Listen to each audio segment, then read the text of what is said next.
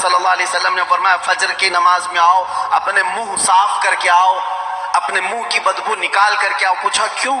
فرماتے ہیں میرے آقا صلی اللہ علیہ وسلم جب تم نمازوں میں قرآن کی تلاوت کرتے ہو کچھ ایسے فرشتے ہیں وہ اپنا منہ تمہارے منہ سے لگا دیتے ہیں، تو منہ کی بدبو نہ ہو، فرشتوں کو تکلیف نہ ہو، اس لیے کہ وہ قرآن سننے کے شوقین ہیں۔ جب تم تلاوت کرتے ہو تو وہ اتر جاتے ہیں اور تمہارے منہ سے اپنا منہ لگا لیتے ہیں۔ قرآن کی یہ برکت ہے میرے عزیزو، دوسری کتابوں کے لیے کہیں ایسی فضیلت نہیں ملتی۔ یہ تو میں دائرہ اسلام میں موجود میرے آقا صلی اللہ تعالیٰ علیہ وسلم کی بتائی ہوئی حدیثیں آپ کو پہلے بتا رہا ہوں۔ میں پھر دنیاوی معاملات میں بھی آؤں گا کہ قرآن کہاں کہاں ہماری رہنمائی کرتا ہے۔ پہلے تو ہم اپنے دائرے میں دیکھیں، ہم چھوڑے ہوئے ہیں نا اس کو۔ اقبال نے کہا تھا وہ زمانے میں معزز تھے مسلمان ہو کر، آج تم خار ہوئے ہو تاریک قرآن ہو کر۔ آج تم خار ہوئے ہو تاریک قرآن ہو کر، قرآن چھوڑ کر کے ہی ذلیل ہوئے ہیں، باقی اور کوئی وجہ نہیں ہے۔ اللہ تبارک و تعالیٰ نے جو مقدس چیز تمہارے لیے اتاری پچھلی امتوں کو کبھی یہ چیز نہیں ملی، قرآن جیسی برکت کسی امت کو نہیں ملی جو امت مصطفیٰ صلی اللہ علیہ وسلم کو ملی ہے۔ تورات آئی ہے، انجیل آئی ہے، زبور آئی ہے، سب کو معلوم ہے نا، آسمانی کتابیں آئی۔ جاؤ اے مسلمانوں ڈھونڈ کر کے لاؤ تورات کا ایک نسخہ جو موسیٰ علیہ السلام پر اترا تھا، ڈھونڈ کر کے لے آؤ انجیل کا ایک نسخہ کہ جو عیسیٰ علیہ السلام پر اترا تھا، زبور کا ایک نسخہ لکھ کر کے آؤ۔ آج وہ کتابیں ناپید ہیں، اور اگر ہیں تو اس میں اختلاف۔ خود عیسائیوں کے ہاں 4 قسم کی انجیلیں پائی جاتی ہیں، یہودیوں کے ہاں تورات اولڈ ٹیسٹمنٹ میں یونان والوں کا الگ، فلاں جگہ کے الگ، جرمنی کے الگ، یو کے الگ، امریکہ کے الگ۔ جا کر کے دیکھو گے تو ان کے نسخوں میں الگ الگ تبدیلیاں ہیں۔ زبور نام کی جو کتاب تھی داؤد علیہ السلام پر، وہ کہاں ہے؟ اس کی کتنی آیتیں غائب، کسی کو نہیں پتا۔ لیکن دنیا میں اگر خالد ہمیشہ رہنے والی کوئی کتاب ہے تو قرآن مقدس ہے۔ تم جاؤ امریکہ میں بھی تمہیں یہی قرآن ملے گا جو سورہ فاتحہ سے شروع ہو رہا ہے، عرب میں جاؤ یہی قرآن ملے گا جو والناس پہ ختم ہو رہا ہو، ہندوستان میں آؤ یہی قرآن ملے گا جس کے درمیان میں سورہ کہف ہے۔ کہیں پر بھی جاؤ قرآن اسی طرح سے آج موجود ہے۔ تمہیں ڈرنے کی ضرورت ہے مسلمانوں، قرآن کہیں ضائع نہیں ہوگا، کہیں ضائع نہیں ہوگا۔ آج کچھ لوگ یہ سوچتے ہیں کہ قرآن کو ہم مٹا دیں گے، خاک مٹا دیں گے، خاک مٹا دیں گے۔ تم جیسے بہت آئے، تمہارے سے بڑے بڑے بلکہ سڑے سڑے بھی آئے، قرآن کا کچھ نہیں کر سکے، اس لیے کہ اس کے حفاظت کی ذمہ داری خود اللہ نے لی ہے۔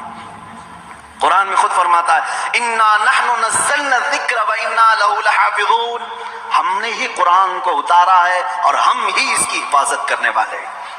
اب اللہ کے ذمے میں ہے، اسی لیے قرآن کی حفاظت کا ذمہ امت کو نہیں دیا گیا، ورنہ یہی حال ہوتا جیسے پہلے کی امتوں نے کیا۔ عیسائی علماء کیا کرتے تھے؟ امیروں کے لیے الگ آیتیں بتاتے تھے، غریبوں کو الگ آیتیں بتاتے تھے، پیسہ لیتے تھے، آیتیں بدل دیتے تھے۔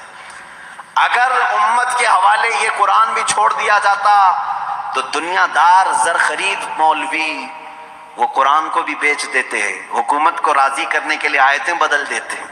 لیکن اللہ نے امت کے حوالے نہیں رکھا، خود اپنے حفظ و امان میں رکھا ہے۔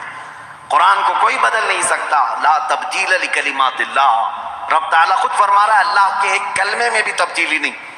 خوف کس بات کا تمہیں؟ اس کے قرآن کی اتنی حفاظت کی گئی ہے کہ اس کے سارے الفاظ گن کے رکھ لیے گئے ہیں، ایک لفظ بھی اگر کم ہو گیا تو پتہ چل جائے گا یہ قرآن نہیں ہے۔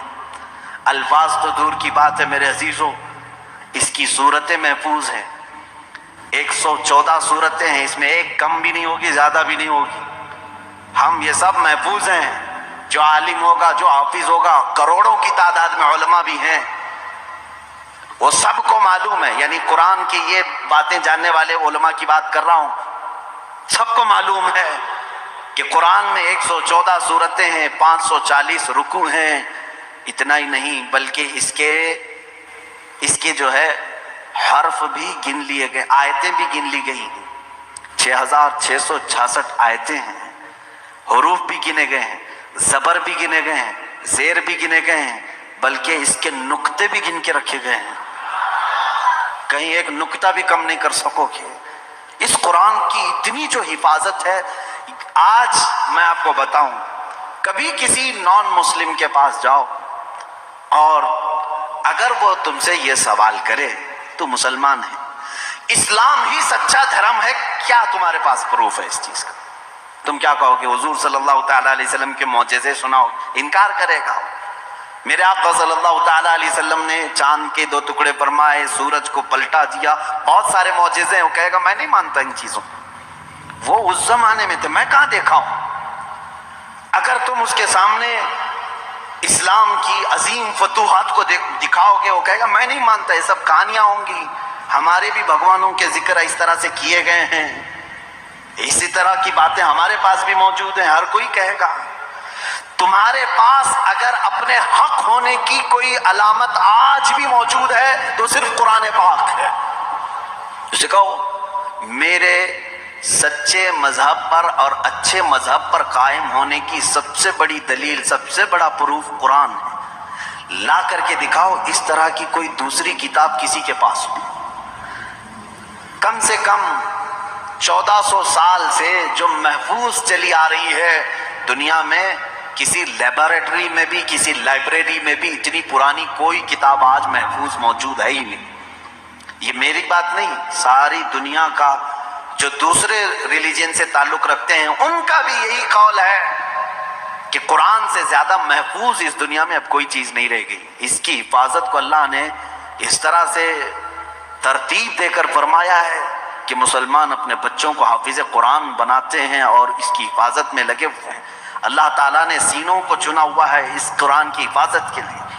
خیر میرے عزیزوں، احادیث کریمہ میں یہ ہے، حضور اکرم صلی اللہ تعالیٰ علیہ وسلم فرماتے ہیں قیامت کے دن ایک بندہ آئے گا جو قرآن تلاوت کرتا تھا، اس کے حساب کی باری آئے گی تو رب تعالیٰ اس سے فرمائے گا اقرأ القرآن وارتقی ورتل، اے بندے قرآن یہاں پر بھی پڑھ جیسے دنیا میں پڑھتا تھا، جیسے تو قرآن پڑھتا تھا یہاں پر بھی پڑھ، اور جب تک وہ پڑھتا رہے گا رب تبارک تعالیٰ فرماتا ہے ورتقی ورتل، ایک آیت پڑھ ایک درجہ اوپر، دوسری آیت پڑھ دوسرا درجہ اوپر، تیسری آیت پڑھ تیسرا درجہ اوپر، جنت میں وہ درجے طے کرتا جاتا رہے گا، جہاں جا کر کے وہ قرآن کی تلاوت ختم کرے گا کہا جائے گا یہی تیرا درجہ ہے۔